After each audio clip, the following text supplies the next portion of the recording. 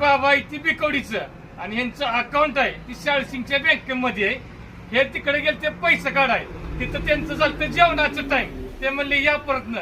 मग हे तिथनं आले विट्याला त्याला घालायला आणि तिकडं आपल्याकडे येऊन बसले आणि हा विषय मला सांगितला. बँकवाल्या सगळं आपलं किती जुळतं हे बऱ्याच जणांनी माहिती आहे. असू द्या, त्यांनी जर लगेच पैसे काढून दिलं असतं तर बाबाला एवढ्या चक्रा मारायला लागल्या नसत्या. असो जेवत असतील जेवून घ्या. म्हातारा माणूस आलं तर पैसे बिसे पहिल्यांदा काढून देत जावा. 10-15 मिनिटं जेवायला मागं पुढे झालं तरी काय हरकत नाही.